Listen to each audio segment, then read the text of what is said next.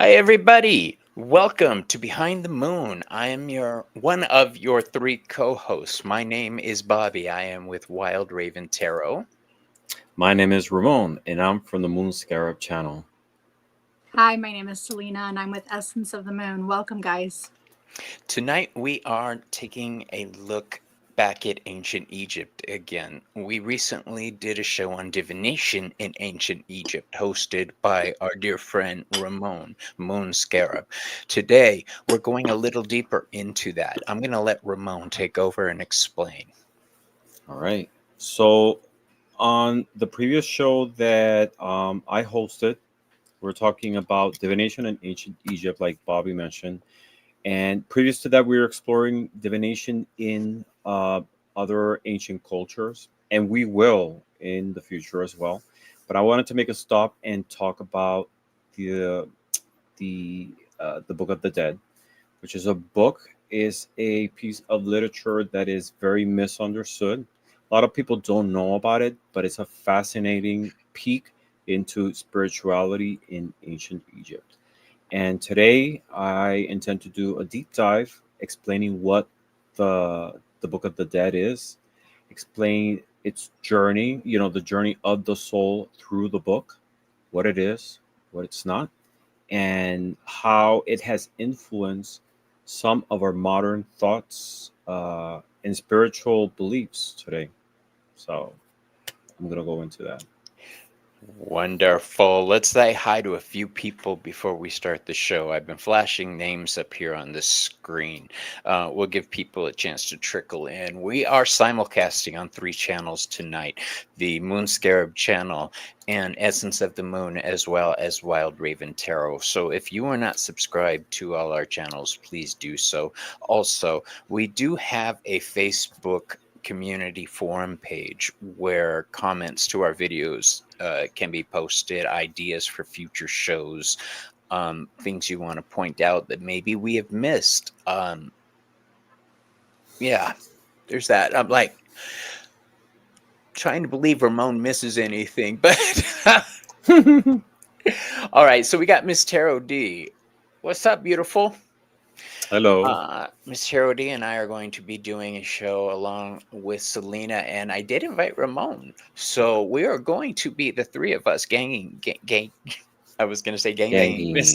ganging up on ganging up with Miss Tarot D and Alexis. What day is this? You want to remind them of the date and time? I'm not sure. I haven't Okay. put it on the calendar yet. Okay. So, Sometime in the future. yes, it is. I think the 17th. I think. Miss Tarot D, you've got your calendar. It's a Sunday? Calendar. Yes. Because the 15th is our birthdays. Miss Tarot D and I both have the same birthday. The 15th is a Friday. Or did you say the 17th? 17th. Well, the 15th is our birthdays, so 15, I think it's 17th. The 17th. Oh, yeah. Mm-hmm. Yeah, Sunday. Janet, Uchi. So you're not doing it on your birthday, right? I don't think so, because I'm Mexican, and you try getting out of a Mexican family birthday. Okay, yeah, that's not going to happen. Bobby's quinceañera has to happen. Oh my God. I've been celebrating his quinceañera like for 30 years already. Finally, I am a woman. Okay. Was a chamba line of his own quinceañera. Right. Patsy, Jade, Julie, and Julie was just on Behind the Cards with me. Bless her heart. Julie, you were adorable on that. Yeah, so a lot of people are with us. Hey, Debbie. A lot of chatters. I'm going down. Here we are. Carolina. Corina. Hold on. Corina G. Oh, you're right. Corina G. I'm sorry.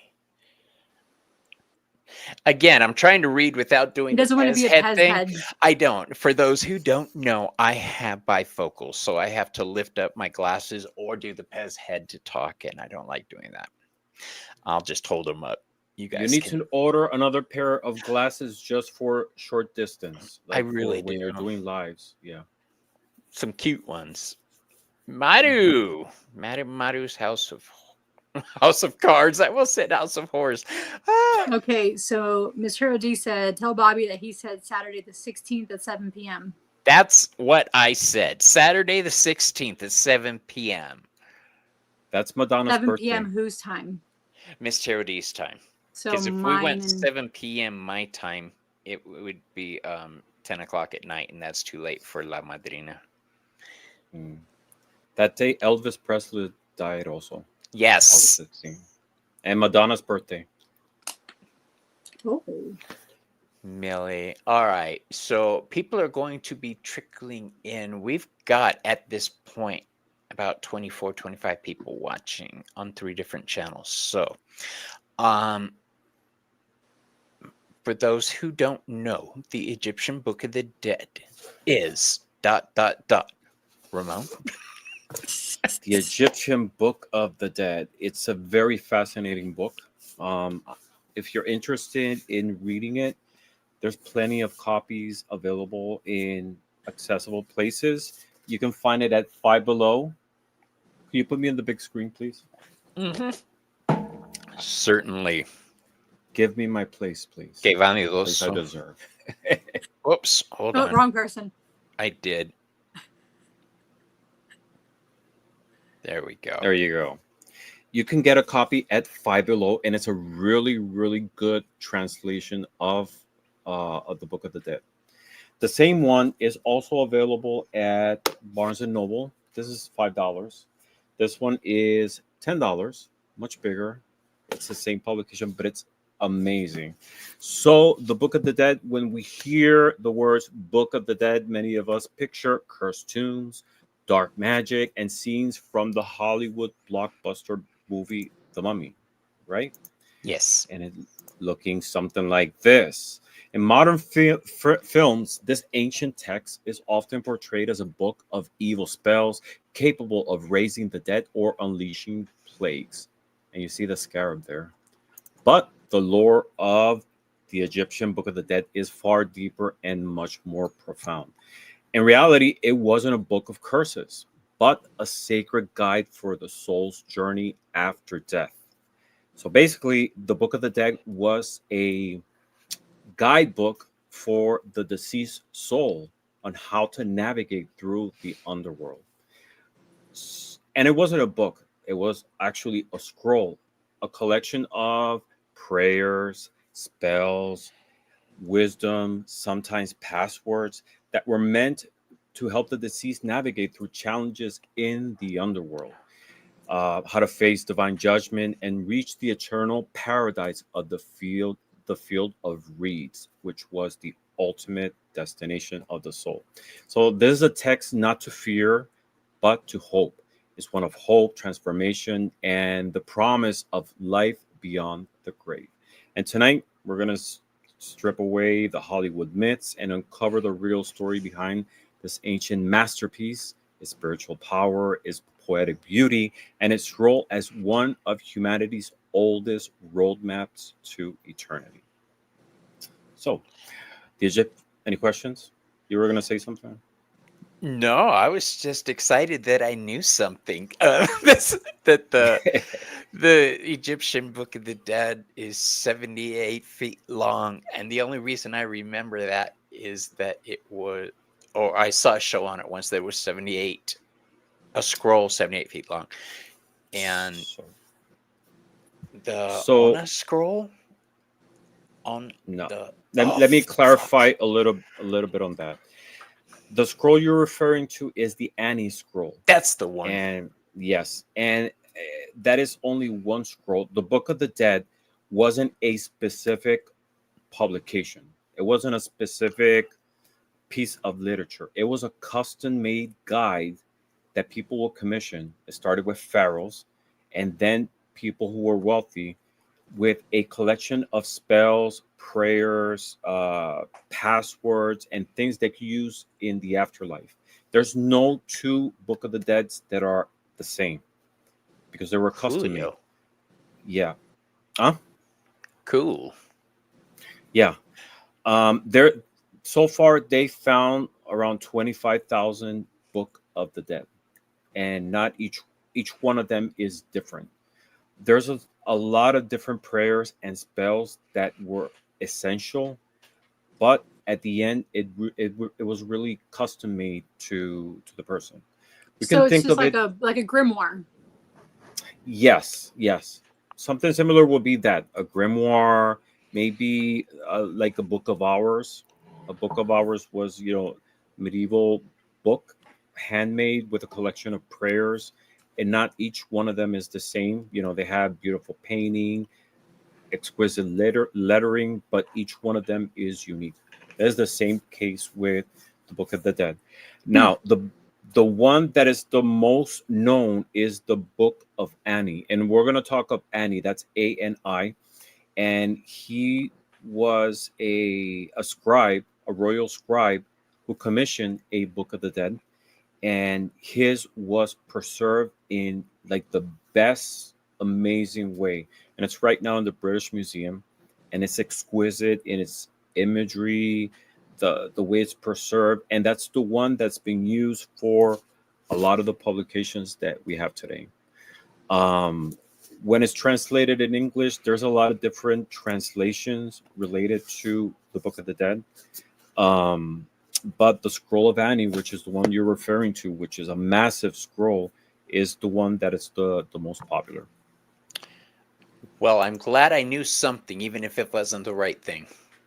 No, no, no, but you were close. You're pretty right.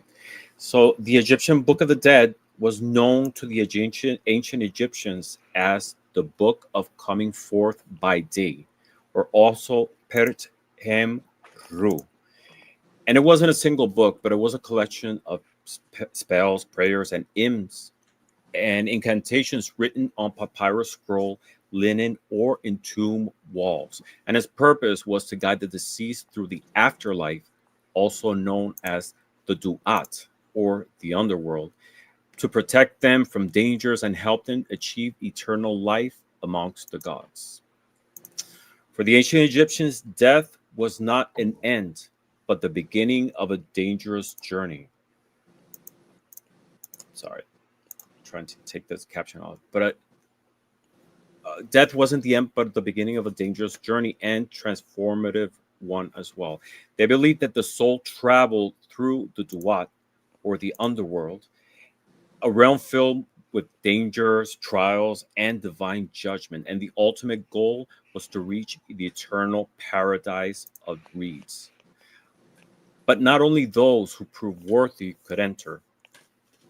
And how did all this evolve?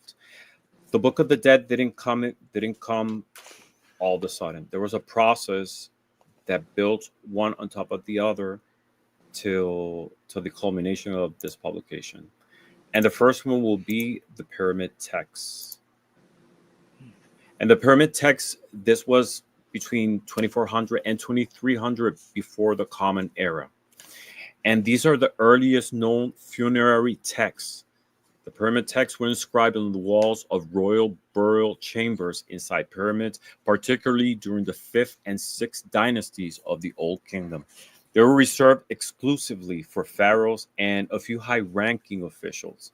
And these texts aimed to ensure the safe passage of the king's soul, also known as Ka, Ka, into the afterlife and his transformation into a god. And they contained spells, incantation, rituals that protected the deceased and helped him ascend to the sky to join the sun, god Ra, and the stars.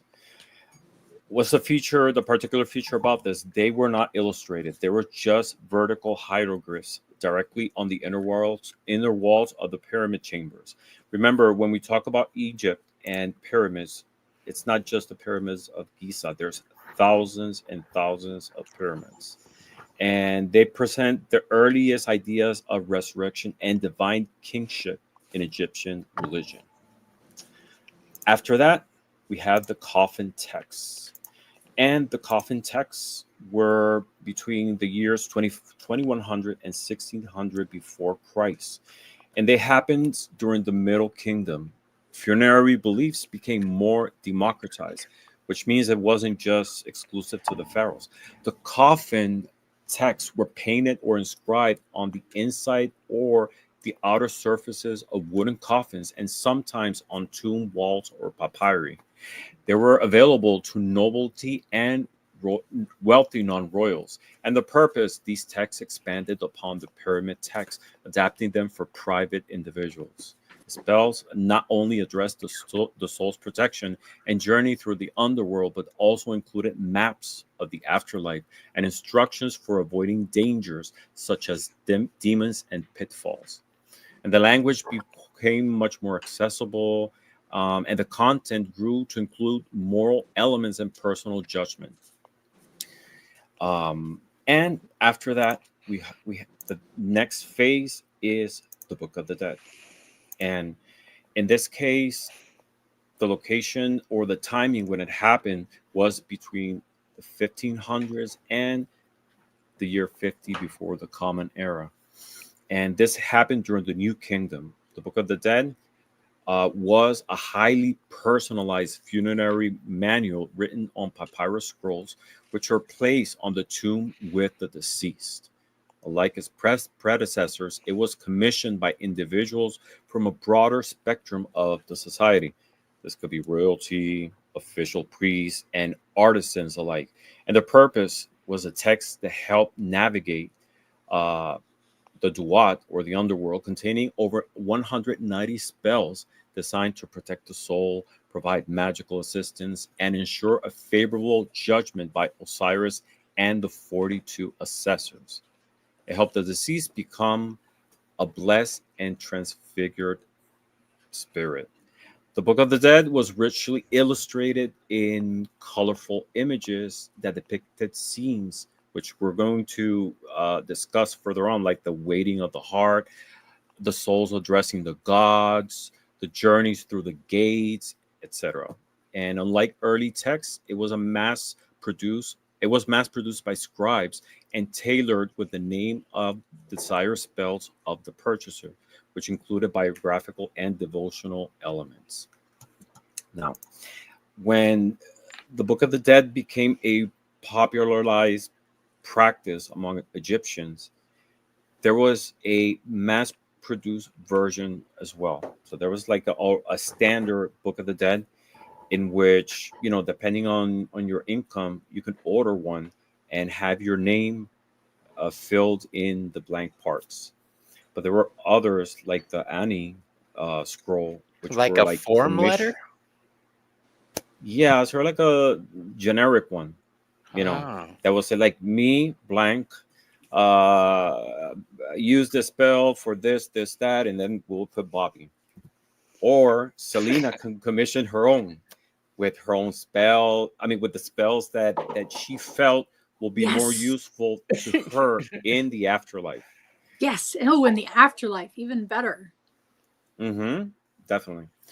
So, what's the legacy of this book? Together, of these stages, they reflect a profound transformation in ancient Egyptian religious thought, from exclusive royal divinization to a more inclusive vision of the afterlife open to many. Any questions so far? No. Mm-mm. Okay.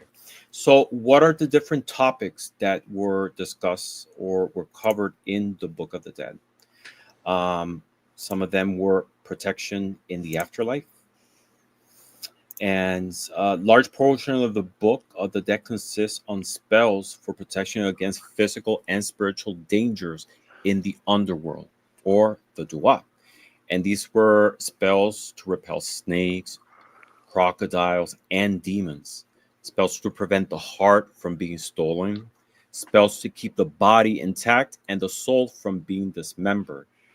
And the function was to arm the deceased with magical defense so they can survive the hazards of the underworld and maintain their identity. The second topic or function was the journey through the Duat.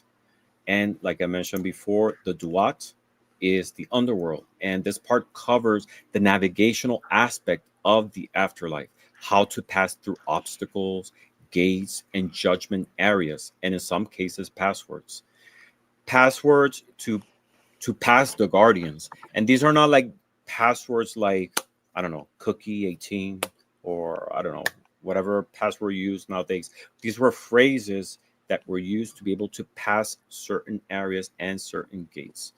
They include also map and depictions of the duat and instructions on how to address correctly gods and spirit. And basically, it was a guide for the soul on a step by step through the underworld's complex geography and encounters. The third aspect that is also covered in the book is the waiting of the hearts. And on this one, a key ritual moment in the Book of the Dead, and we're going to explore it, and it's like my favorite one, is yes, you were going to say something?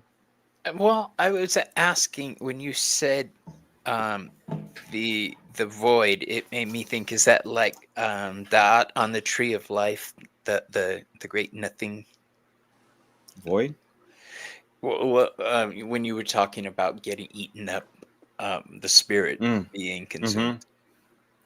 Well, for ancient Egyptians, and this is something I was going to explore further on, but since you brought it up, um, the reason for having the Book of the Dead is to help them navigate the underworld. There wasn't a concept of eternal punishment. The things Mhm. that the Egyptians feared the most was annihilation of the soul. If you didn't go through these trials and steps correctly and pass judgment, at the end you were going to be eaten by a monster, and that was the end of you. You were you would be erased from memory, from existence, and it was a second and much more profound death. They were much more fearful of the death of the soul in the afterlife than of physical death. So that's when we're talking about the void. It's like the total annihilation of the soul. So That's like what the they fear the final most. death. Yes. There's no rebirth or anything after that. No, No, no, nothing. you're done. Yeah, Okay. you're toast. You're finito. Mm-hmm. So that's why it's very important that they had these instructions and these this handbook available before their death to be able to navigate them, to equip them with how to overcome these, because there was a lot of like complex, it was like kind of like a video game. We're going to go through each one of the steps that the soul will go through to from the moment it died till the ultimate destination, which was the field of reefs. And the field of reefs wasn't a paradise in the concept that we understand it or we think, right? It was a perfected state of your life. So, like for example, a farmer, they didn't really want to be a pharaoh. The perfect life was to be still a farmer because they were proud of their job, but it was like in the perfect field that was always fertile. The temperature was amazing. They were always have harvest. That was the ultimate destination. Is that level of perfection. For the pharaoh was to have a stable kingdom, perfect people who would like follow them. It was like a perfected state of your current life, right? Got it. Yeah. So I guess in our case it will be, we will have like amazing shows with millions of people watching us, and but still in this lifetime, me complaining about having a lot of job, a lot of work to do, but Hmm. but kind of like in a perfect state, if that makes sense. Right. Yeah. So the waiting of the heart, which I mentioned, what is a very crucial point in the Book of the Dead, and it's a key ritual moment in which the soul undergoes a moral judgment in the hall of Ma'at. And who is Ma'at? Ma'at, and I have an image of her. This is Ma'at. Ma'at was two things in one. She was a goddess of the afterlife, but she was also a state of perfection. It was perfection, justice, beauty, all encompassed in one. So it was being in Ma'at, or or facing her was to being in that state of pure pure state, you know, of purity, basically. Like the temperance energy and temperance card, balance, Yeah, complete balance. harmony. Yes, definitely. What is the fourth topic that is discussed? The transformation and apotheosis. And these were spells and hymns that will allow the deceased to transform into sacred forms.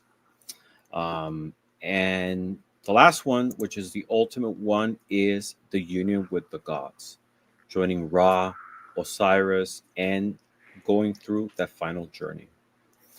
Um, so we're going to talk about Ani, and I'm going to try to explain the journey of the soul through the Book of the Dead, through the eyes or the life of Ani.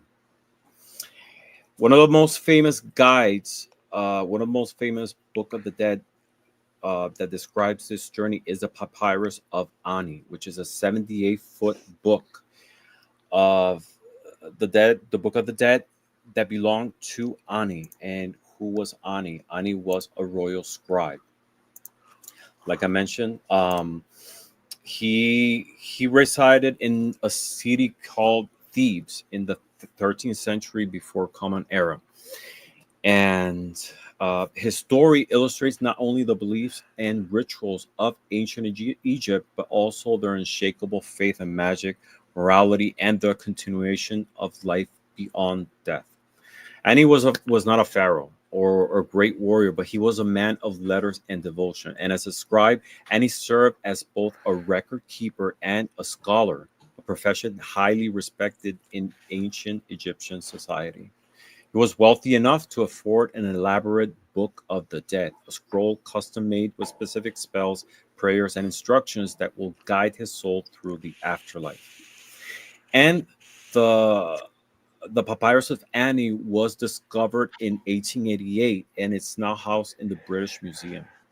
And it remains like one of the most beautiful and exquisitely preserved examples of the Book of the Dead.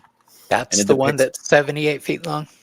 yes, Okay. yes, it's huge. Of course, it was divided in different parts, but its detailed illustration depicts Annie's trials, the gods that he encounters, and the final reward he seeks, which is eternal life among the blessed dead. So, um, like I mentioned, at the heart of all this is Ma'at, the goddess of truth and balance. And she was the cosmic truth, balance, and cosmic order.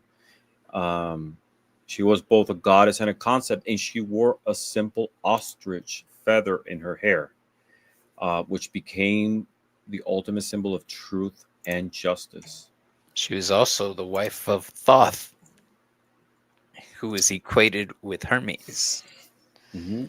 So Annie's she's my soul. mother. So to reach paradise, Annie's soul had to prove that it was aligned with Ma'at, free of falsehood and chaos. Now, commissioning a Book of the Dead, and in the case of Ani, they believe that you have to think that he was a royal uh, employee. Think about like a governmental, Functionary.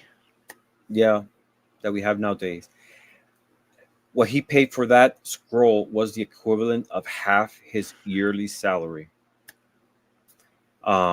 And in his case, being a scribe was the equivalent of being an accountant. So just imagine what an accountant, today's government, half of the equivalent of that salary was the cost of commissioning that book.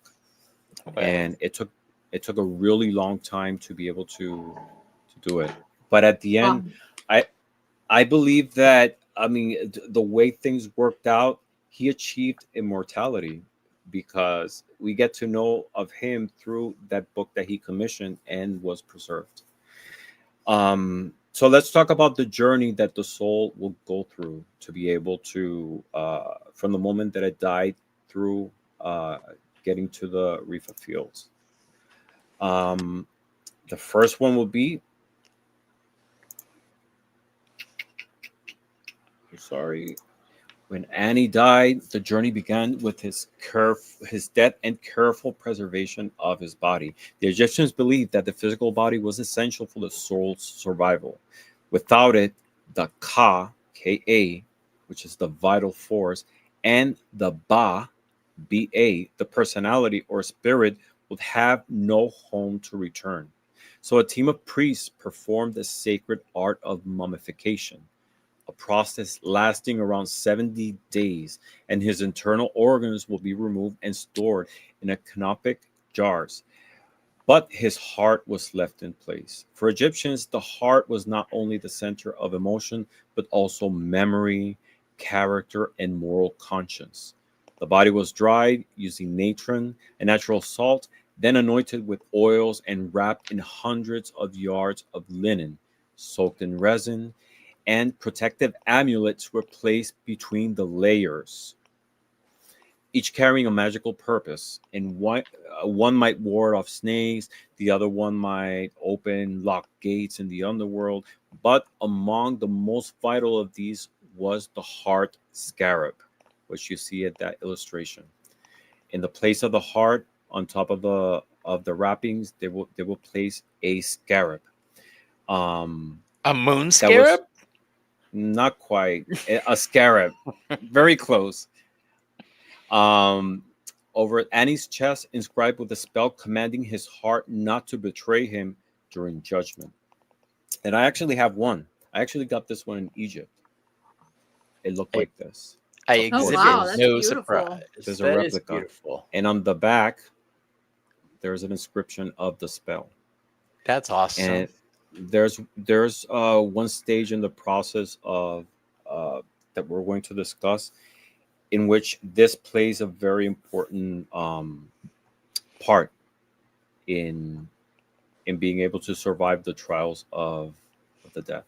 I So know that mummific, one. So that one I know. I'm gonna keep quiet though. please do. Ah, you bastard! So mummification was not just preservation; it was transformation. The priests believed that they were reassembling Annie into perfected form, ready for rebirth in the afterlife. So, this first step, awakening of the tomb.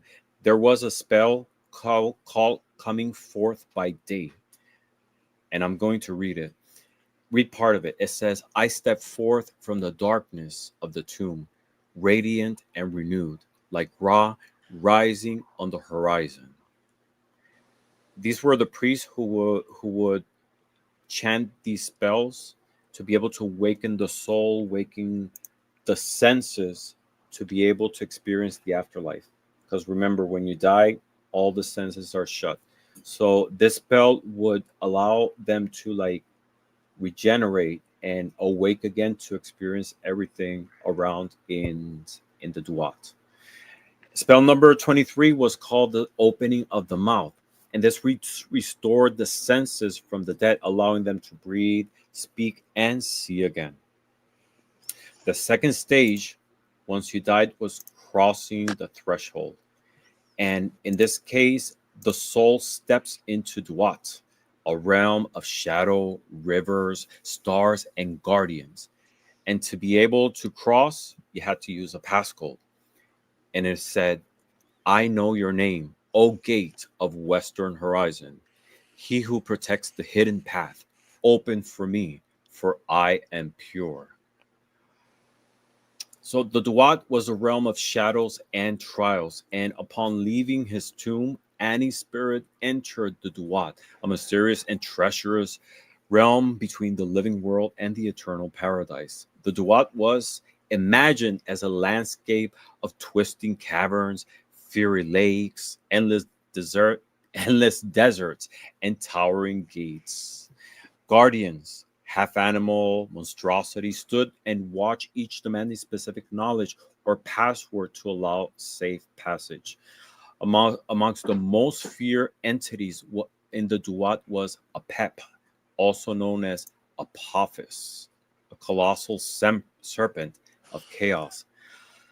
Apep represented everything that threatened order or the Ma'at, the cosmic balance upheld by the gods. If Ani failed to repel Apep or other malevolent beings, his soul could be trapped forever in darkness.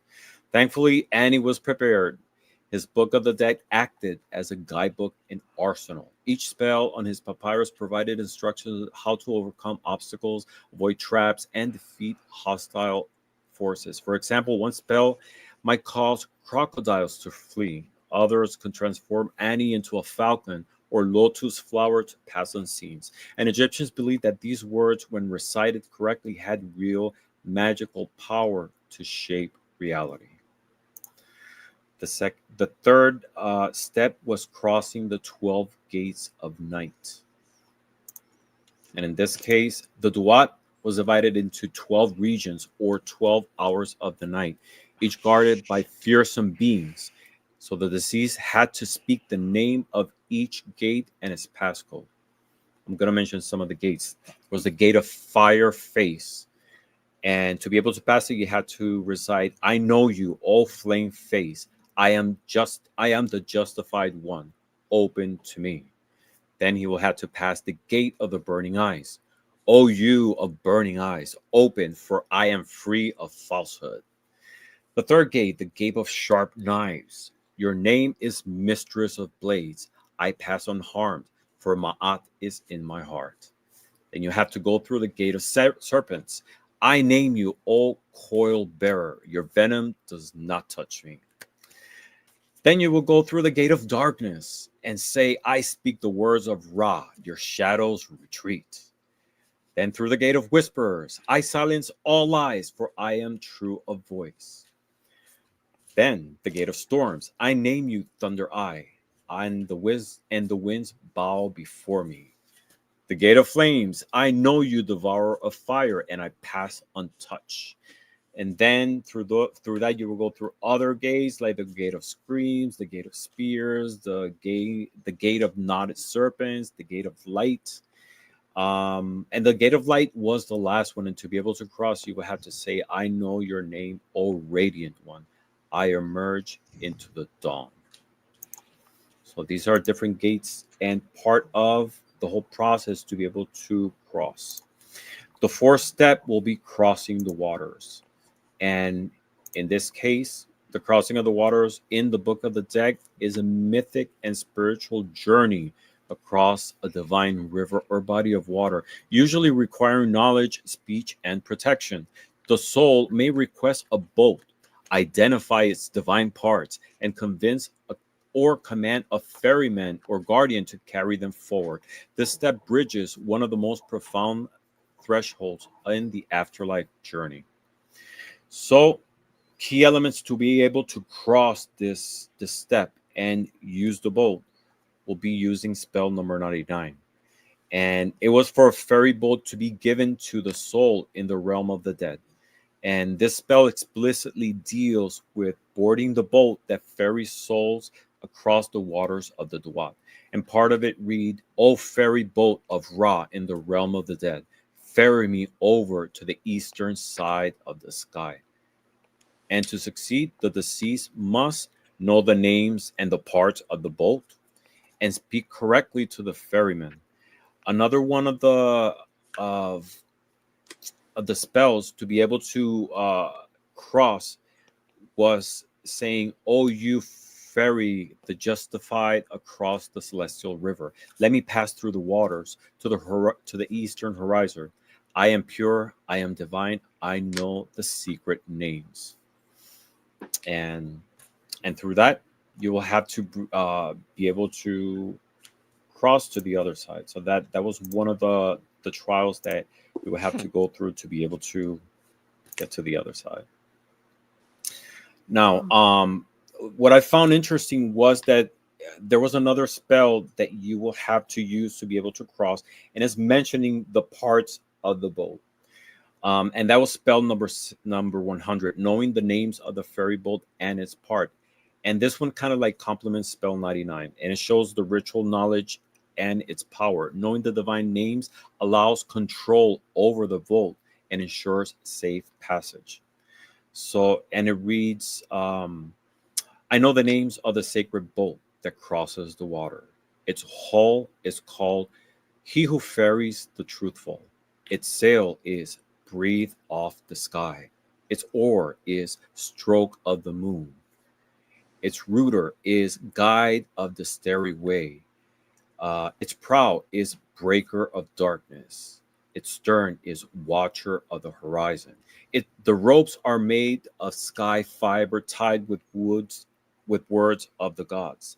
The mast is the spine of the bull of heaven.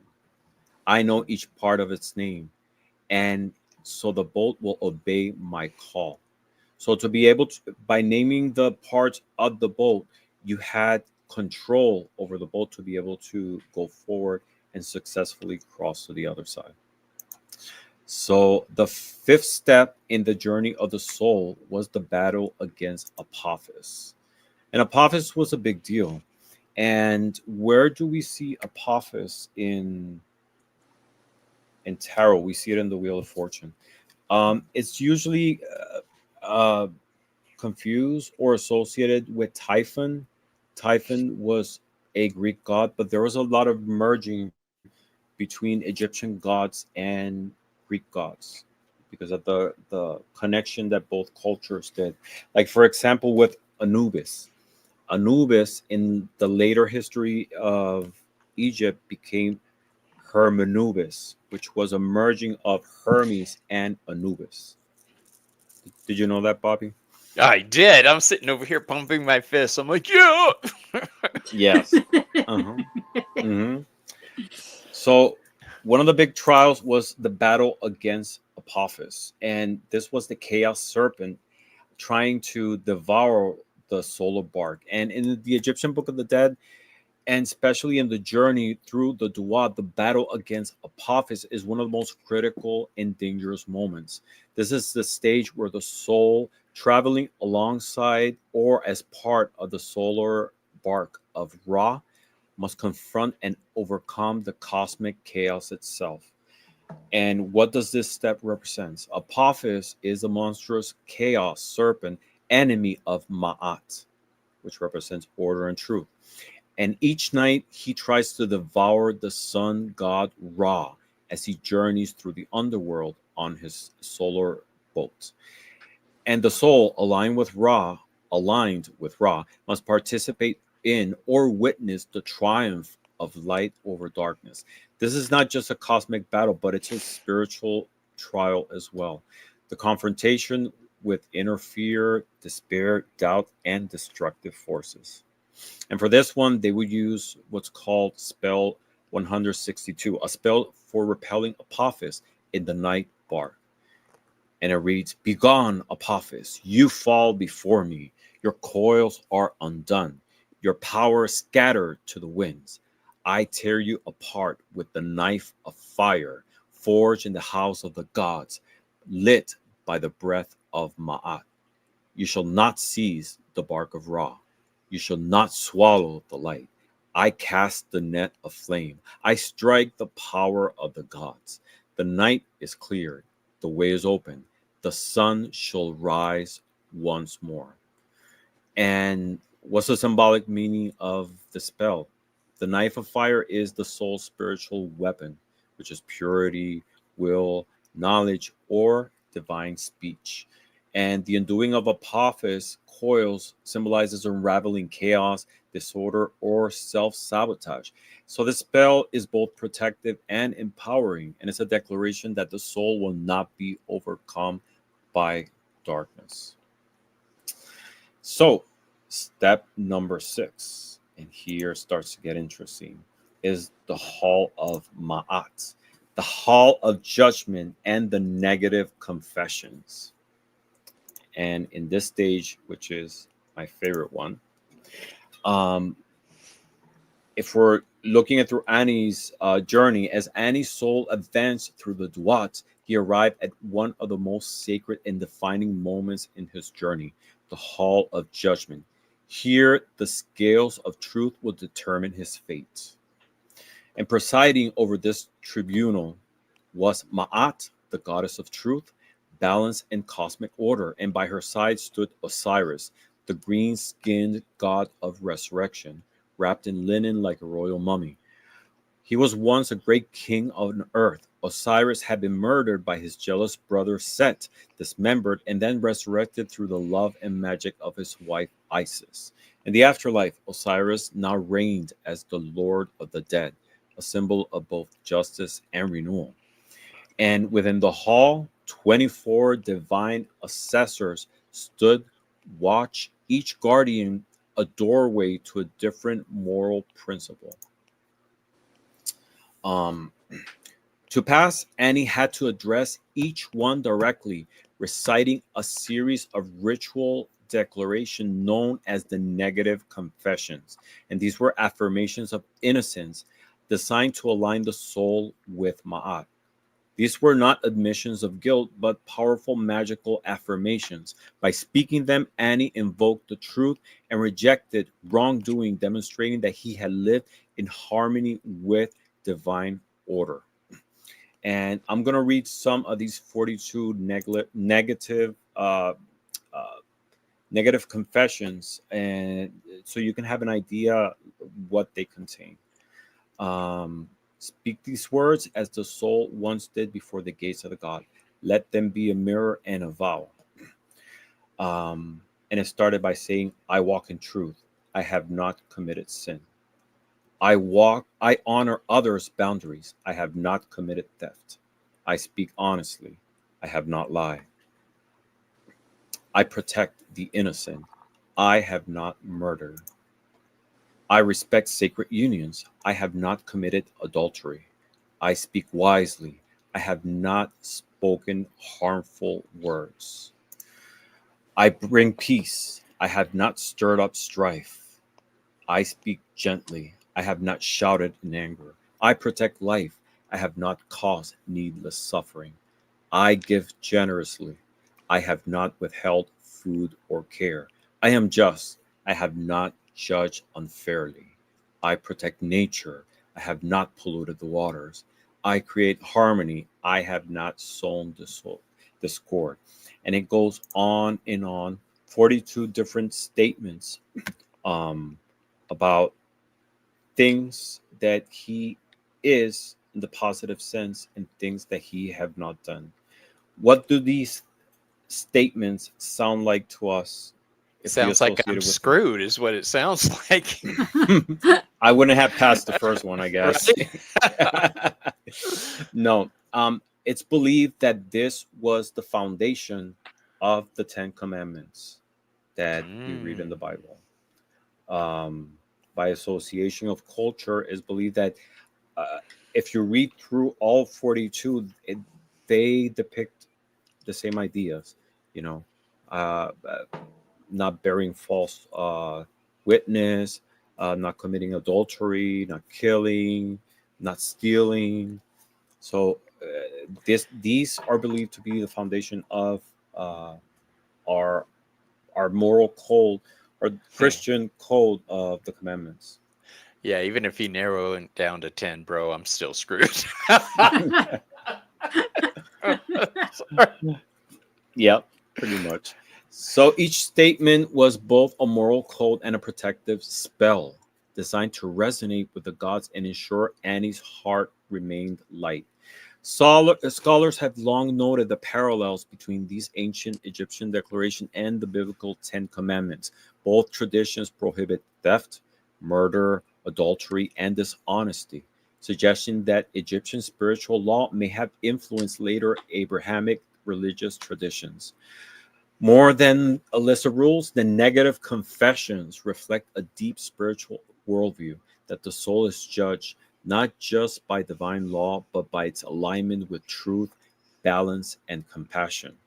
And in this moment, Annie stood not merely before the gods, but before the essence of what it meant to live justly. Now, this one, which is my favorite, is called the silence of the heart. And if we go again, it goes back to the scarab, which is this is the spell that is back here. And basically, the scarab symbolizing the heart and having the spell back here What is asking of the heart is, in that moment of judgment, don't stand against me as a witness. And the spell reads like this. Let me find the image. I apologize. It says, "O my heart, do not rise up against me in the hall of truth. Be light as the feather of Ma'at." So in this moment is where Anubis waits the heart. And the climax of Ani's trial was the waiting of the heart. That was like the most deep moment of judgment. And it was a ritual overseen by Anubis, the jackal headed god of embalming and the protector of graves. And Anubis placed the heart on one side of the great golden scale and the feather of Ma'at on the other. And the heart represented the moral essence, every action, emotion, and through that and through everything that he had experienced in his life. And standing nearby was Thoth, the ibis headed god of wisdom and writing, ready to record the outcome. If the heart was perfectly balanced with the feather, it meant that he lived, or the soul lived, a life in harmony with truth and order. And if it was heavier, burdened with sin and wrongdoing, it will face a terrifying fate. So the spell of the silence of the heart appears in Egyptian Book of Dead as part of the judgment ritual, where the deceased heart is weighed against the Ma'at feather. The heart was called the Ib, and it was considered the seat of memory, conscience, and moral truth. It could testify for or against the soul's judgment. Just imagine. That's why this part is really important. What it's saying, this spell is not saying lie. It's saying don't stand as a witness against me. Just imagine you're right there in your soul is being judged 42 different gods. You did your statements. Um, and you're right there, like your heart is being weighted, and you're like, I don't know. And there goes your heart. Selena, remember those cookies you ate at Walmart and didn't pay for? That's right. They were delicious. You would have been dead right there. Your heart standing against you, game over. You would have been dead. So that spell, what it says is, shut the fuck up. Right? Don't talk. Please. Don't speak. F. Just stay silent to prevent that, right? And it wasn't deceiving the gods. That was at the same time a spell for protection to be able to make it. It wasn't lying to the gods, because I mean the gods already knew your life, but it was based on the evidence of what was the outcome of weighing the heart. So this spell, um, uh, it's called spell 30B, and it's often inscribed of the heart scarab, and it was meant to prevent the heart from speaking out against the deceased during the weighting of the heart. And so it now reads, I know why you have scarab in your name. not really. It's I the just moon like and the sun. scarab. I just like the scarab. I don't know. It's a fascinating animal, but It is, yes. it's next time you see an Egyptian Say scarab, it however this you is want, what the Ramon. others We all say. know you're an ancient Egyptian sorcerer staying young by stealing the vitality of I guess. innocent victims. Yes. Sucking on the scarab. Sucking on the scarab.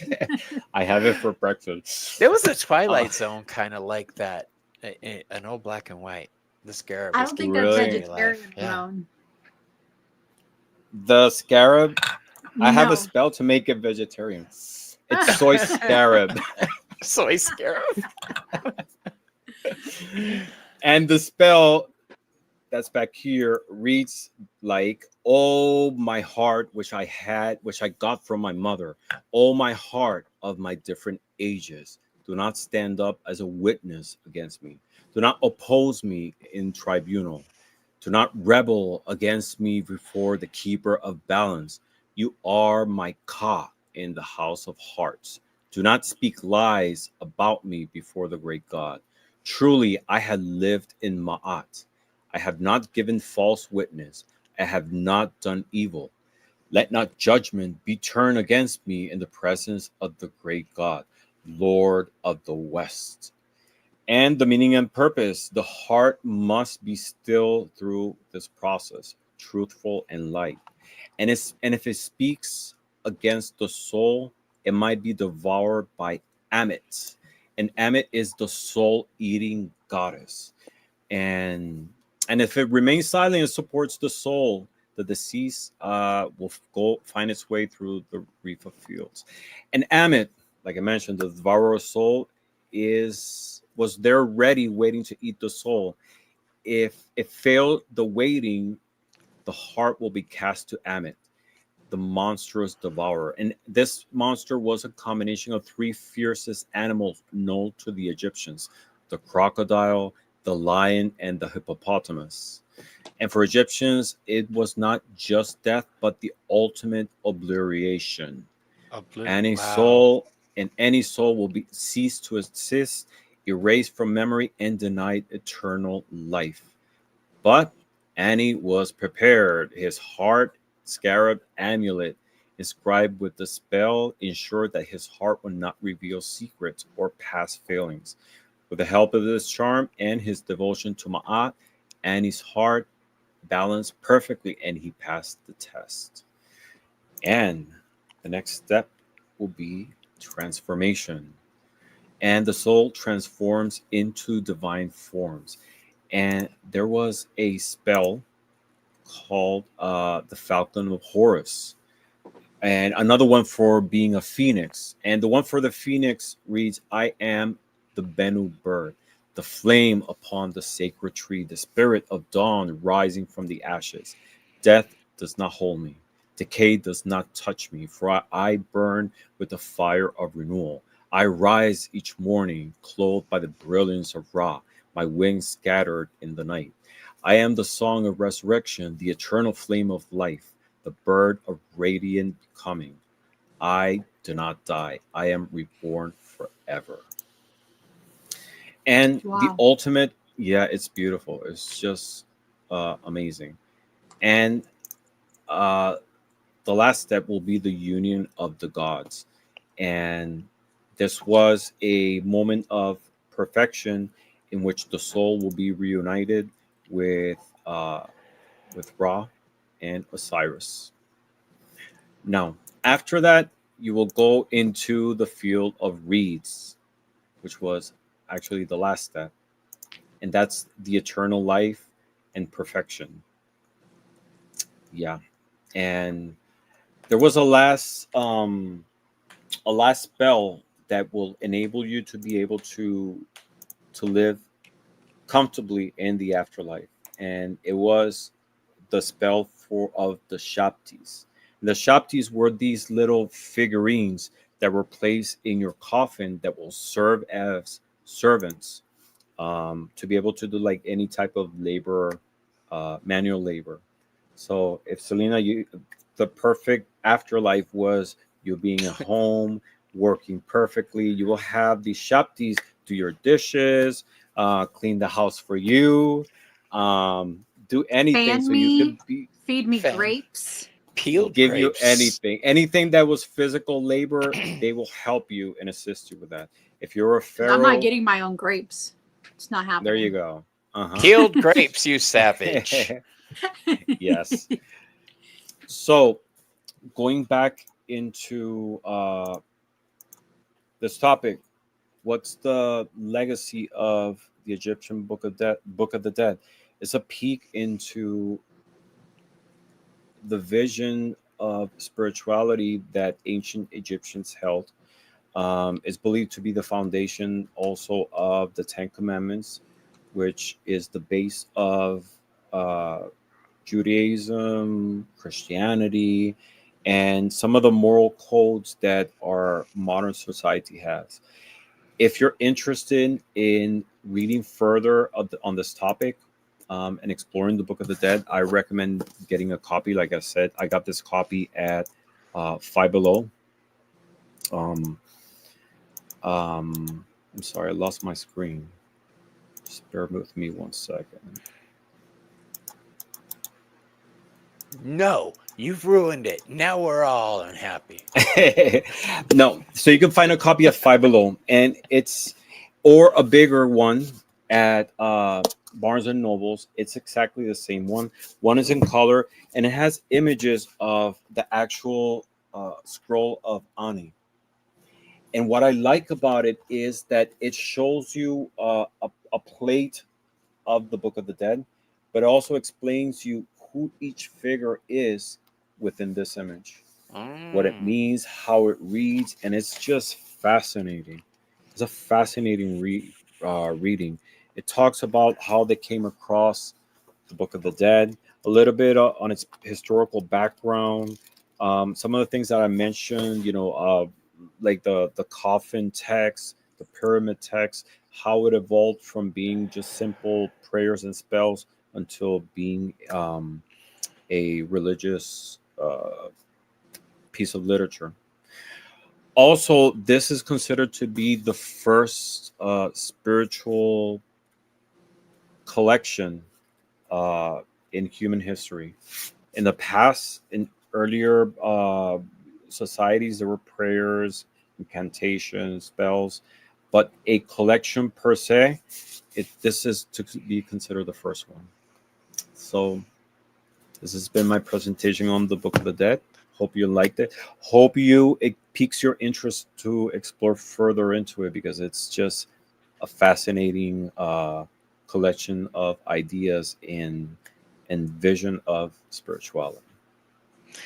Okay, if you guys Yeah, have I'm adding some questions links for in my. Ramon, Yeah, I'm adding links for people to buy them on Amazon. There's different prices from like $10 to $17. So I'm finding different, like a 46 pager or 100 and some pager. There's a bunch of them on Amazon. And I recommend getting, because there's different translations from of the Book of the Dead. Find the one that says translated by A.E. Wallace Bulge, Mm-hmm. who That one was was the $10. Yeah. yes, who is the person who actually acquired the Book of the Dead, the scroll of Ani.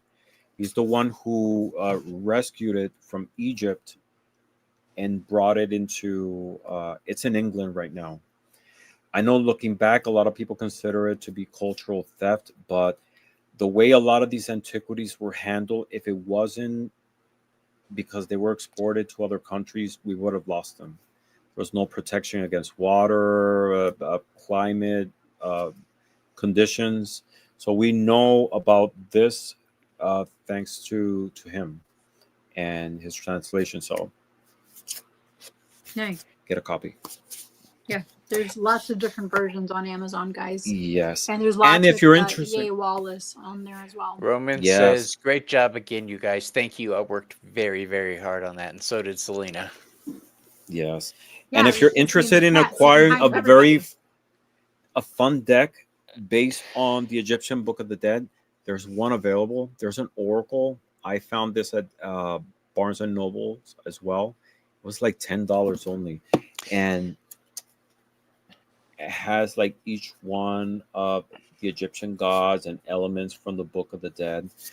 And the book gives you a meaning for each one of them, not directly associated with the god, but sort of like a spiritual meaning. And you know what I find interesting is that the lovers is my significator card in tarot, and in this deck, the scarab is card number Oh, I 6. was gonna say why, because of Gemini. Yeah, it's a Gemini card. That's why. Yeah. And in this deck, the scarab is number 6. Fascinating. Excellent. Everybody's loving the Mm-hmm. show. Everybody.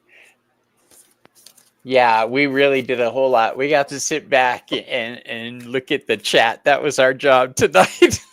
Poor Ramon had to drive the bus all alone. That's fine. Next week it'll be your That was turn. really Selena's turn. pretty deck you have there, Ramon. Thank you.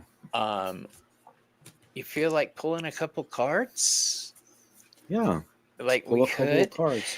If you guys would like, we will pull a few cards. So why don't you put into chat Hashtag scarab. Are you gonna run the wheel? I will run the wheel. Put hashtag scarab. Let me go get some decks. Yeah, I've got my ISIS stick.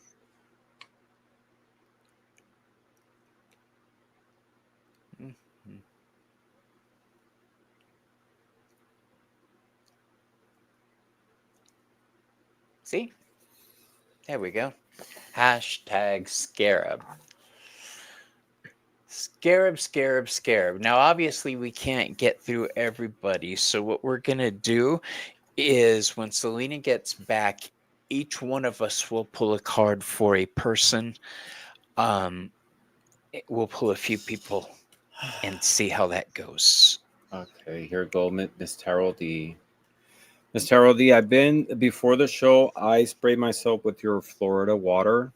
Oh, yeah, me too. For this Egyptian themed show, I needed some mummy energy. So. Ouch. Ouch. I love you, Miss Tarot D. Queen down! Queen down! I'm your mummy. Yes, you are. Okay, there's Selena. And yeah, here we go. Ready? So, the first one, we're going to draw 3 names right now. Ramon's going to take one, Selena's going to take one, and I'm going to take one. So, for Ramon,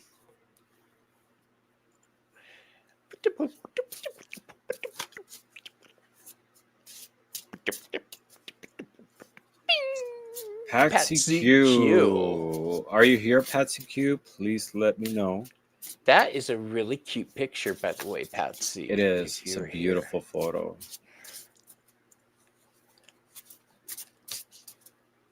Patsy Q. Patsy yes, she is yep, here. She is here. All and right. Patsy, I have to say you're the first person that I'm using this deck with.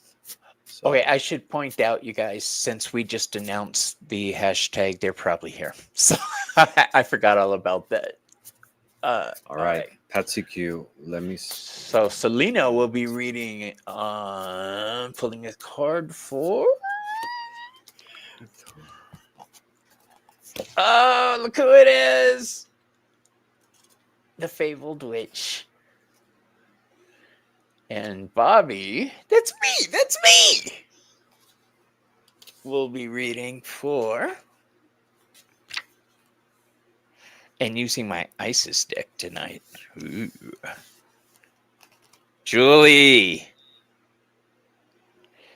Ann. All right, so let's remove this. All right. Put me on the big screen, please. I'm working on it. Gosh, you're so demanding. Be quicker. You should get this down by now. Get this shit down. All right, Patsy Q. I'm getting there. There we go. All right. And the card that came for you is Hathor. And Hathor was the mother goddess of the Egyptian pantheon, and therefore she was the divine mother of all the pharaohs. She was a nurturing goddess, and her people would invoke her in aid in matters of family and parenting. Hathor was also responsible for welcoming the dead into the realm of the Duat. In this case, Hathor indicates nurturing energies are in play. This could be a time of family harmony or maybe struggles with parenting or conception. It could also mean that you need to indulge in a little more self-care and nurture yourself more. As a goddess of cosmetics, beauty, and sensuality, Hathor comes to let you know that it's time to put the glad rags on and let your hair down a little bit. Go out dancing or go to a concert and embrace her gifts of music and song. Hathor is telling you to have fun, to embrace life, and to share your hospitality with friends and family. Let her mothering energies nurture you and spend some time doing what makes you feel good. That's what I have for you. Thank you, Ramon. Selena. Okay, so the deck I am using today is actually a deck I just got in the mail. It is from Bill himself from He's the here. 999 show. Is Bill And here? look at Mhm. the box. Oh, I have a deck He like is that. here. Yes, I have one too. That box is I just beautiful. got that in the mail, so I'm using his deck. I did do an unboxing today, guys, of the video. I did post it. And so the message I got for you, Bridget, is here's the card itself. So if anybody knows, he does a lot with crossword puzzles. And there's a couple words that stuck out to me on this, and I got snowflake and hobby. So I'm not saying that snowflakes are your hobby, but maybe there's a hobby that you need to maybe continue looking at and take further. And then the snowflake part, I'm kind of getting two messages on here. The snowflake is someone being a snowflake around you? Are you getting those types of vibes? Because I started making my own little oracle deck of like snarky little messages, and this message said, "Which please you knew better." So I'm getting like you need to trust your intuition when it comes to people and how they are portraying themselves to you, especially the snowflake. So if someone is being kind of like around you, you know better. You know what to do with them. Don't second guess yourself. And then the hobby word on here, I think artistic hobby is what's coming to mind. So definitely continue with that. So those are the two messages I have for you, Bridget. I hope that makes sense. Wonderful. Yeah. Bobby, you're up. Oh, wait, that's me. Yeah, you. Okay, so Julianne, for you, I'm using the Isis Oracle.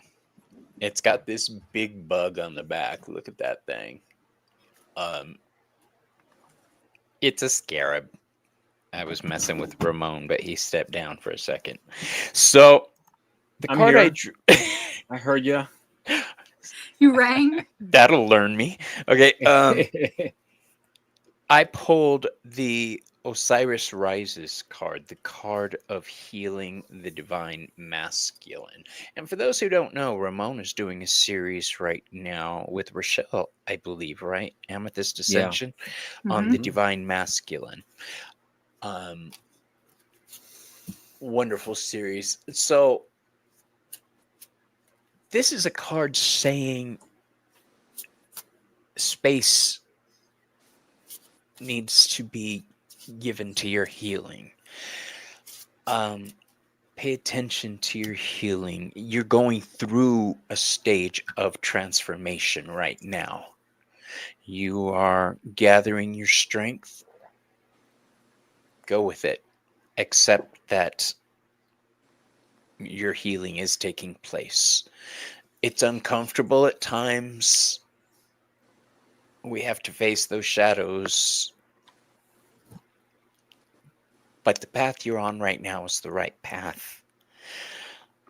I like in the book, I can't remember what it said. I don't want to dig it out. But when it talks about this card, it talks about healing the divine masculine so the divine feminine has room to bloom. And I just love that. Sometimes we have to be our own warriors, right? Mm-hmm. So that's pretty much what I have for you, except that you're healing right now and that it's going to be a little bit uncomfortable while you rise. And that's what I have for you, my dear. Beautiful. Do you guys feel another round in you? Vámonos. Yeah. Órale. Why not? Okay. Órale. So, Órale. Very, Mexican. very Mex. very Mexican. Okay. All right. Here we go. So Ramon will be reading for. Yeah, I can do it as He's you. coming for my gig. Nancy. A crone's intuition. Nancy. Nancy, How are you amazing. still here, my love? Are you still here, Nancy? Let me go back and check.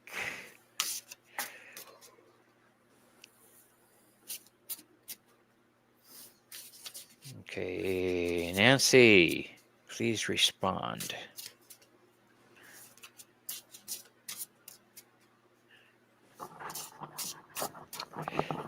Nancy, I call across the great void to you. Come, join us now. You're summoned at this moment. She is here. All right. Thank you for Yay. responding, Miss Nancy. Let's see what the Book of the Dead Oracle has for you.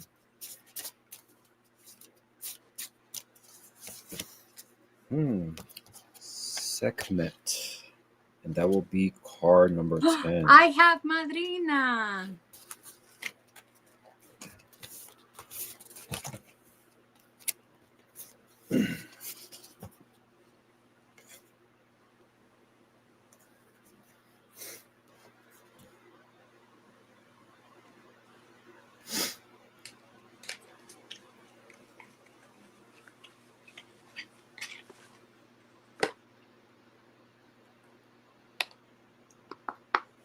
All right. I think you're muted, Bobby.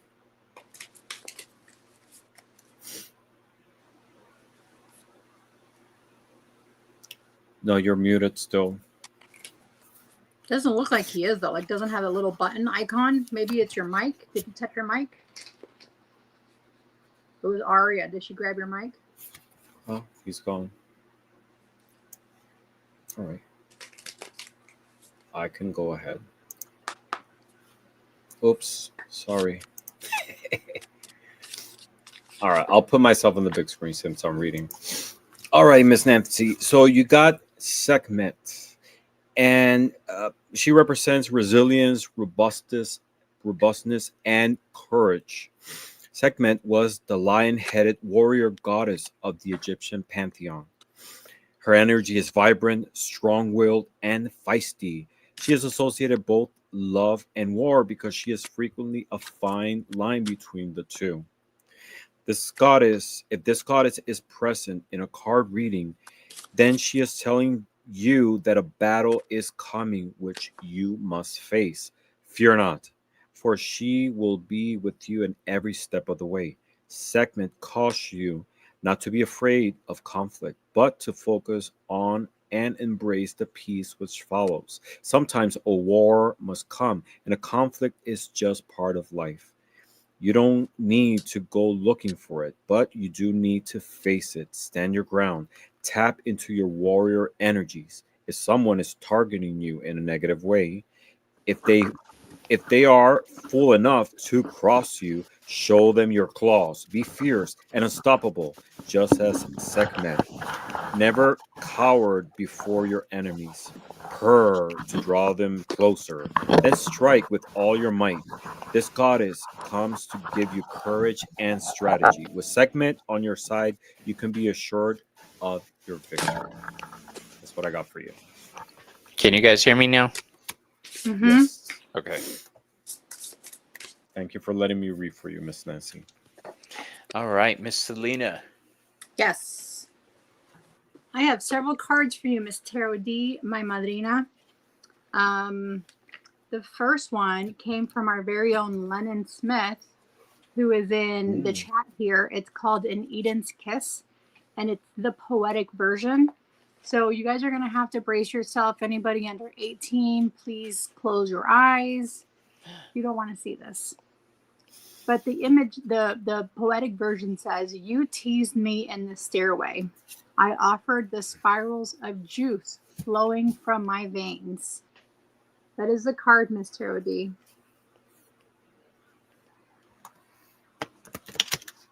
Isn't that gorgeous? It's nasty. It's got a booty on it. Beautiful. It's got, there's a lot of good stuff going on there, Miss Tarot D. So it talks about, you teased me in the stairway. I offered the spirals of juice flowing from my veins. Isn't that beautiful? Beautiful. next card I got for you is from my Feminine Wisdom Oracle. And it talks about its home, safe haven, and a comfort zone. So it's just reminding you that how your home is your comfort zone, your safe haven, but make sure you continue to keep it that way. Don't allow people's negative energy to come in the way and to muck up your perfect energy that you have created for your home with your saging and your sprays and your crystals, your energy. It's just a reminder to make sure that you continue to keep it a safe haven and a comfort zone. And then I pulled a card from Bill's deck, and there's several words that are jumping out at me, and it says desk and curfew. So I'm wondering, first of all, you're probably past your curfew and you might need some of your beauty sleep. The second thing, desk, it's a reminder to make sure you put up your comfort zone and your protection that you need at your desk. So don't forget to do that in case you haven't done that recently, making sure your area in your workspace is nice and cleansed and safe. So those are my messages for you, Miss Tara G. See what she says. Oh my God, my hubby and I just had this conversation. Yes, You that and I is a are beautiful connected, card, Miss Tara G. Lennon. Like, yeah, we're connected. Yeah. Thank you. I love Okay. you. And Love you. Jade let me know that she was here. I love you too. Don't make it sound like I don't love. No, I love you too. Jade, the card I drew for you is a very beautiful card. It's called the Mother of Life, Nourishment of the Golden Grain Mother. This is the aspect of Isis that is overflowing with gifts, abundance, joy. All the good things are coming to you. The trick is you have to accept it. I'm getting the feeling that you don't want to move forward in certain areas. It's life is giving you good things right now. Embrace it. All right, don't hesitate. He who hesitates is well, you're not lost, but you know what I'm saying. Don't skip your chance to achieve certain things for yourself because you're concerned with other people or concerned with false belief systems that you're not good enough or that you're not right for something. Now is the time to jump on it. All right. Jump on it. Jump on it. Jump on it. On it. On it. All right. So that's what I have for you. All right. So we're back at the beginning. I think we could do one more round, you guys. Yes, we And then can. Bobby has to go. Yeah, definitely. All right, so let me put the screen back up. And Bobby has to go to eat. Yeah, Bobby always has to go to eat. well, Did you make I a cheesecake this time, Ramon, or no? I did. I did a dulce de leche one. Stop it. It's so good. It was so good. I got the dulce de leche from a Mexican market. Oh, So I love good. it. It's so good. I'm gonna make some Mexican muffins this week. I'll send you my recipe, Ramon. See how you like it. Whoa, what Yes. about Selena here? Do you bake, Selena? I didn't even know you knew where the kitchen was. I made pozole yesterday. Kidding. What do you mean I don't know? Okay. So Ramon is going to be reading for. Selena, are you a kitchen witch? I am, yes. Are you? Okay. That's right. She knows how to brew potions. She's the kitchen witch too. I thought that said rust boobs. I'm sorry. Hold on. Barbara. Rust Bob's Barbara. He definitely needs to go eat. No, well, because that's why I have to lift my glasses. No, he up, needs guys. new glasses. Yeah. He needs All good right. glasses. Are Barbara, are you here? Barbara? Yep, she's here. All right. Yes. So All right. Selena is going to be reading for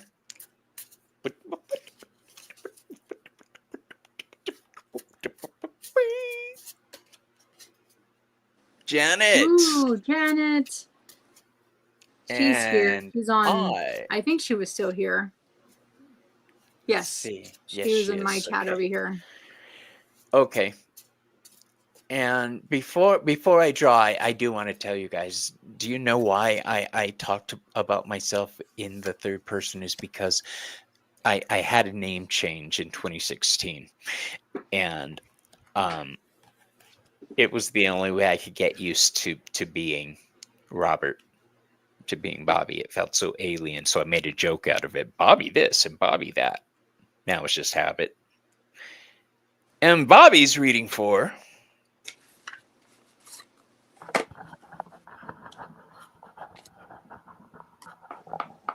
Lennon. Lennon Smith.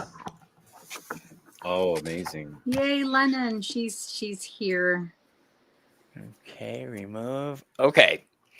So, Ramon, you're up first. All right. So, Barbara, the card I got for you is called Utterance. And it reads, the utterance played a vital role in the Book of the Dead because without them, the deceased would have not had the correct spells to pass through the 12 gates of Duat and arrive at their judgment. Therefore, it was essential that they knew exactly what to say and when to say it. Without these spoken spells, they would be unlikely to reach their judgment or the afterlife. In this card reading, utterance stands for your communication, including self talk. This card comes to remind you that all words have power. You can harm or you can heal simply by things you say. Words are charms of communication. Used wisely, they can help you progress through life, but used spitefully or without due consideration, they can impede that progress and hold you back. This is especially true of your self talk and how you communicate with yourself. Keep your internal dialogue as positive as possible. Likewise, think before you speak to others. Make a considered response rather than a swift retort. By all means, speak up for yourself, but do so politely. Weigh up your words before you speak them and consider the impact they will have and what the consequences of this impact might be. Choose your words wisely. It's not only with others, but also with yourself. Look into that internal dialogue you have with your soul and the words you say. Love yourself a little bit more, and everything that comes from your mouth and your soul, make sure it's rooted in positivity and love. That's what I have for you. Awesome. Okay. Selena. Hey, Bobby. Selena. Lennon was giving instructions to Eternal Light on how to sign, put their name in for the drawing. So she wants their reading to go to Eternal Light. So she was Eternal telling Light. them. Yes. Are you bequeathing your reading? Okay. Not a problem. I will do that for Eternal Light. Hold on. Let me redraw. Thank you, Lennon.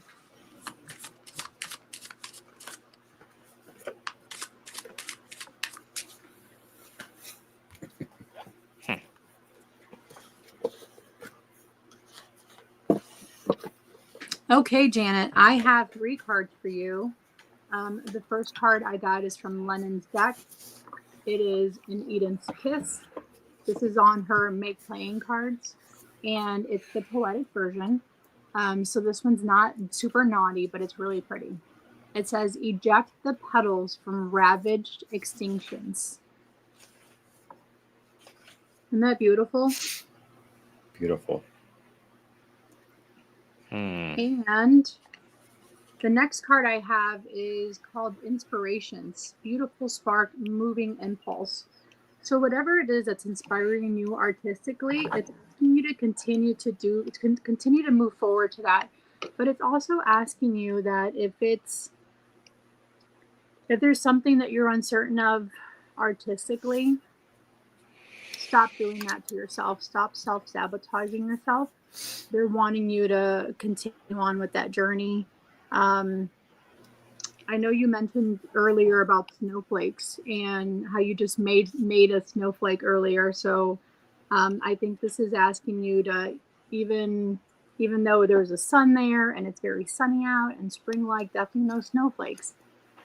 Your creativity is definitely being inspired and moving, and to continue with that process, continue to inspire yourself, continue to move yourself, or even inspire somebody else, as you were doing in the chat.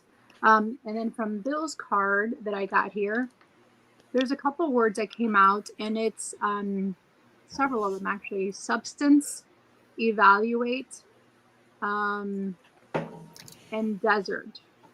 So I know we just talked about a snowflake, and that's clearly not a desert. But they're wanting you to evaluate whatever substance that it is around you, perhaps artistically. Um, I think it all goes hand in hand with your inspiration, and probably don't over evaluate yourself. Just go with the flow. Um, go with that substance. It's there for you. Don't sabotage yourself and your creative artistic abilities. That's my message for you. I hope that resonates. Wonderful. Okay. Mr. OD, I'm sorry. It's that time again. We all love you so much. Yes, we do. Okay, you said I was reading for Eternal Light? Yes. Okay. Funny that that's who I'm reading for, because the card I put... Selena, get off my stage. The hell? Hold on. I mean, I am prettier, but yeah, go ahead. The shade. Okay. So although you do have a nice haircut. Wait until I grow it back into my ponytail. I miss it. I'm growing it back. So the Portal of Light is the card I pulled for you. She glides on wings through time and space. Isn't that a gorgeous thought? This is saying, do not be bound by the confines and illusions of time and space. Send your healing powers back. Send your healing powers forward. You're being called in all directions. You're being called to address matters that need attention outside of what you would consider linear. So if you've been dealing with family karma or ancestor work, something to do outside of our time, precognition, anything like that, go ahead and lean into it. This card is saying, don't worry, I got you, boo. This is saying that you are protected and guided, that portal of light is there for you to access. Pretty much that's what I have for you. Don't let the illusions of time and space bog you down. Okay, because that's No bueno. caca, as we say in Spanish.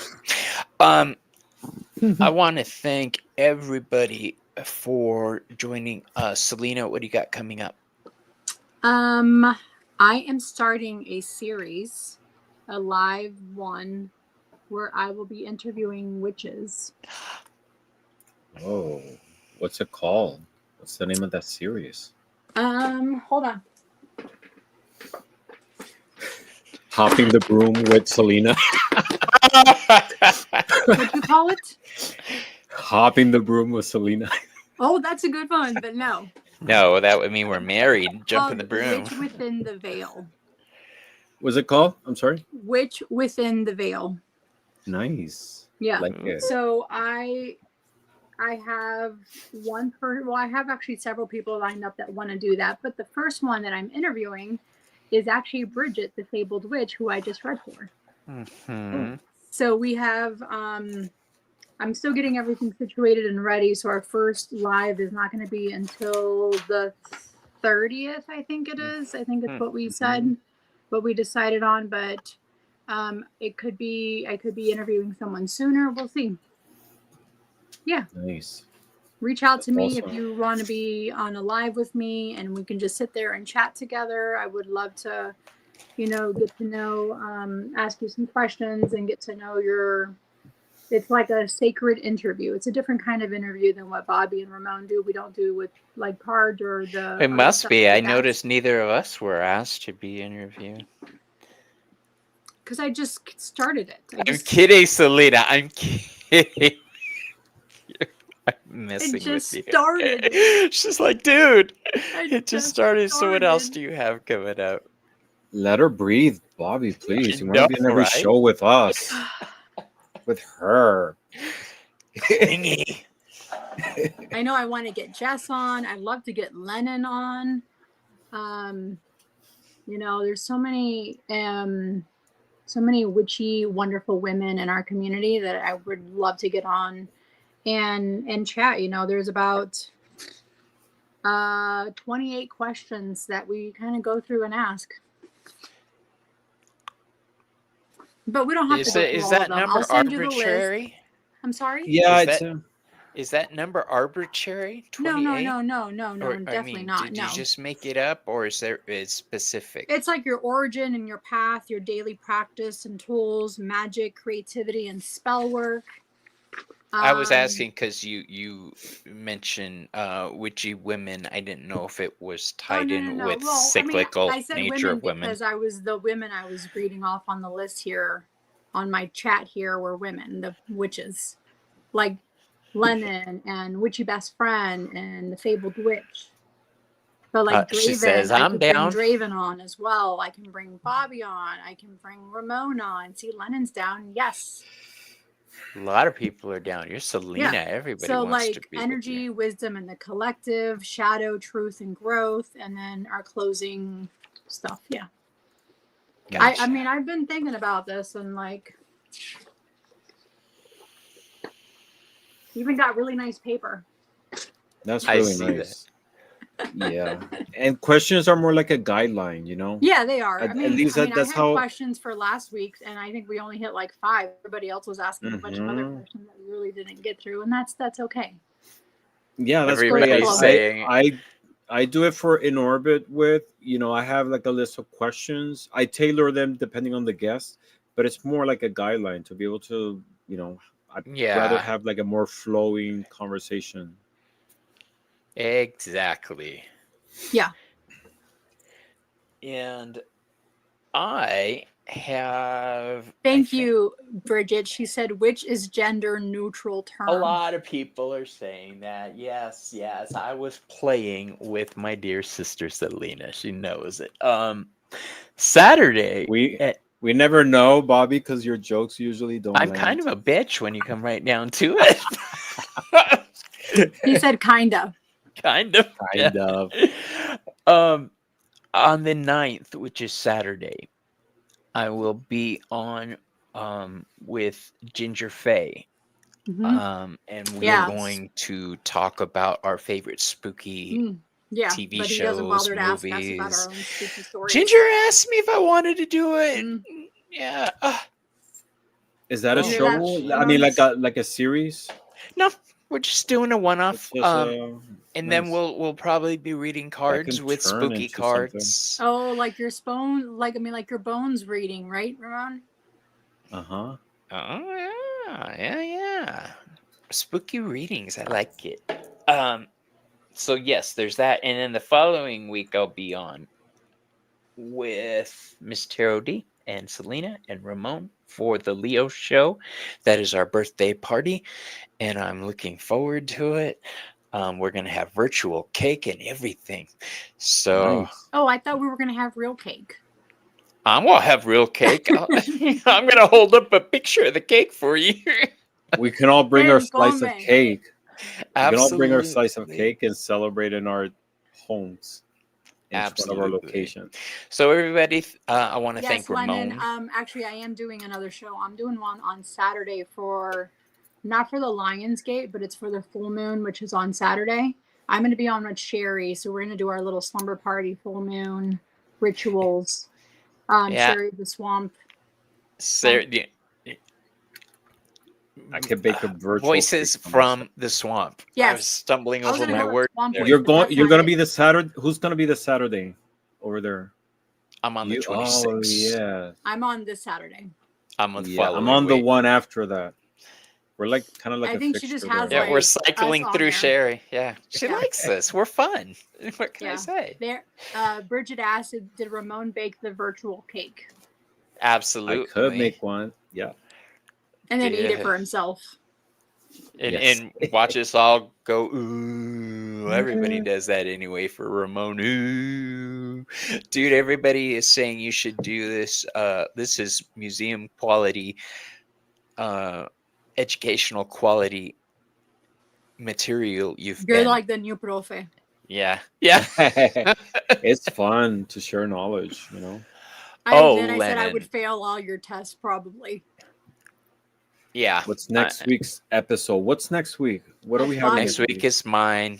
We are What are you doing? continuing. Well, see, the plan is to Thank you. continue with solar deities of North America and talk about the sun gods of Mexico. I'm tossing something up in the air, but as it stands, the sun gods, solar deities series continues. Hmm. Oh, I don't know who that is. Somebody texted me. Huh. I guess I'll have to look. Yes. As it stands, it will be solar deities. But I really, really want to do an episode on dogs. The Cholo Oh. dogs? Those two. Or just dogs in Yes, general? they are the bridge dogs. They're the Mhm. the well, I started researching the Mexican solar deities, which of course I'm Bobby, and I went with the Mexican death deities, and it just went um and I really wanted it just went. I squirreled is the bottom line. So it's a coin cost. A He coin squirreled, cost. bro. We're gonna see what happens next week. We'll find out. But the To be underworld in determined. Mexican culture is so cool. So it may be the underworld, it may be the overworld. We'll find out. Who The knows? underworld. I know there's a Oh, lot you just there. gave me an idea for a show. What? We should do. I should do a show, the underworld in different cultures, like the concept of the Ooh. underworld and how it's evolved through, in time and history and different Mm, cultures. That's a great Like idea, that. Ramon. That's right up your alley, dude. Concept of the underworld. Yeah, because there's been. I mean, you're just talking about the Book of the Dead, so. Mm-hmm. Yes. Yeah. There you go. Thank you, Bobby. That's what I do, man. Yeah, I Lennon bring said yes. inspiration. Yes, everybody's saying Best yes, friend yes, said yes. Fabled Witch. Everybody's saying I don't know. yes. What do you guys want to Yes. see All a right. show on? That's what I'd like to know. What do you guys have suggestions on in chat? What would you like to see us tear into? That the underworld is a great idea. Because I don't even know what I'm doing for mine in 2 weeks. Now that I'm just thinking about it. Like, what do y'all want me to touch on, discuss? Potion making? I don't know. What do y'all want? Ooh, potion making. Yeah, let us know. Please follow us on Facebook with the Behind the Moon Facebook community forum page where you can comment on our videos and also Aliens. which aliens. Oh, you should love to see how to make oils. Oh, Yes. Selena, there you have it. Maybe we can do that, Fabled Witch, on our live. I could always make you a mod for those shows too, so you can load your videos that way and have visual What aids. videos? I'm going to make them right in front of your face. Ooh, Live. Akumi. Oh, she's so shishi. Everybody's saying your potions are fire. Aw, thanks, Lennon. Would love are. that. They're amazing. All right, you guys. So we love you, and I really do enjoy doing this show with Selena and Ramon. So I want to thank everybody in chat who has I been do watching too. on 3 different channels. Every single time, I'm grateful for you guys. All right. So And we got to do It's Not Me, It's the Deck show. yes, Yes. we'll book So that backstage right now. Yeah. All right, Hold on, everybody. let me do Everybody. a final card for our collective here. For the Uh, cards that I just made. That's a Let's good. do a final card for the collective. Yes. Oh my God! It says your ancestors are screaming in 4D, guys. So if your ancestors are telling you something, you better stop, drop, and listen. Exactly. That's my final message for you guys. Your ancestors are screaming Thank in you, Faithful 4D. Witch. All right, you guys, we love you all, but I gotta go eat. So, Bye, guys. Good night. Bye.